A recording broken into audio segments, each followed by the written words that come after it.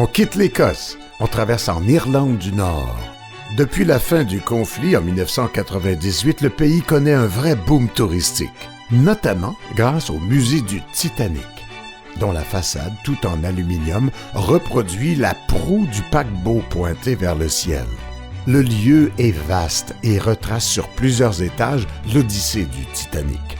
On montre la construction qui avait fait déjà les premières victimes.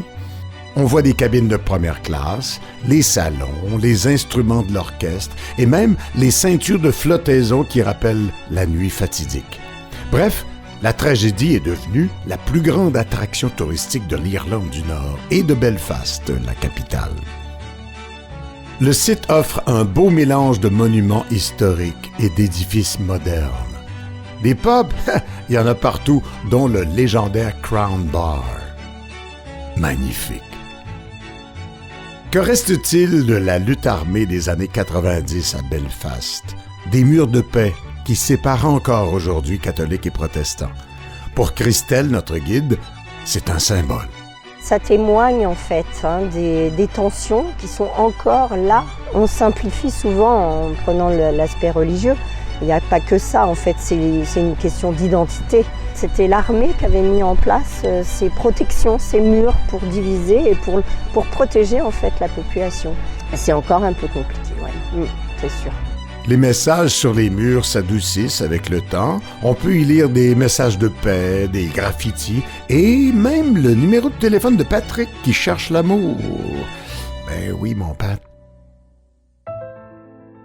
Ah, la verte Irlande. On se dirige vers la mer qui est tout embrumée en ce matin de septembre.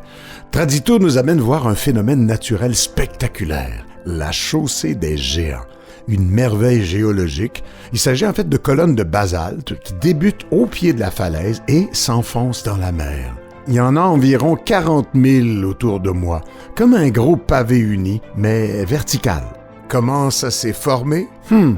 On parle d'activité volcanique intense il y a 60 millions d'années. Elle a inspiré des légendes autour de deux puissants géants, d'où le nom.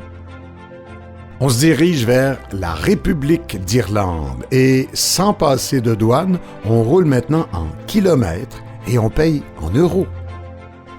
Bienvenue dans une des capitales parmi les plus pétillantes d'Europe, Dublin. Et pas seulement parce que c'est la ville de la Guinness. Elle est très artistique. Admirez le pont Samuel Beckett dont les hauts bancs évoquent une harpe celtique qui est le symbole officiel du pays.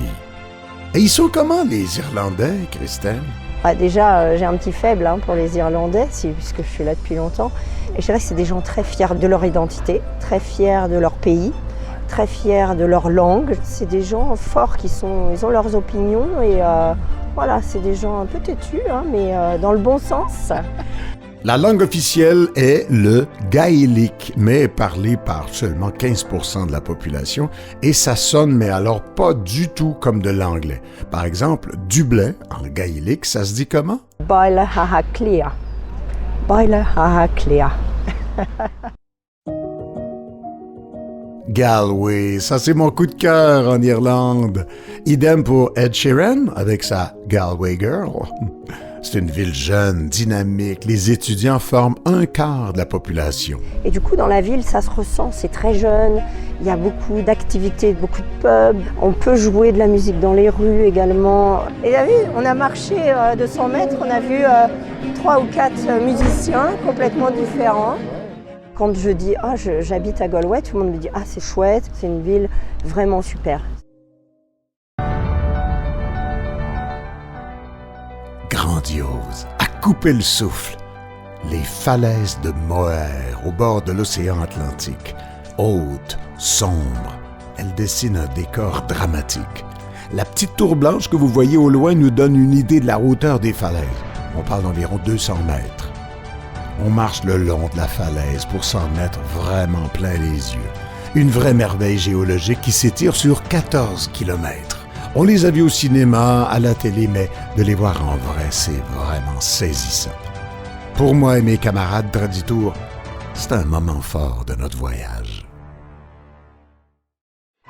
C'est ici qu'est née la Guinness, une des bières les plus célèbres du monde. La brasserie, qui s'élève sur 7 étages en forme de pinte de Guinness, est le lieu le plus visité d'Irlande. C'est un genre de musée.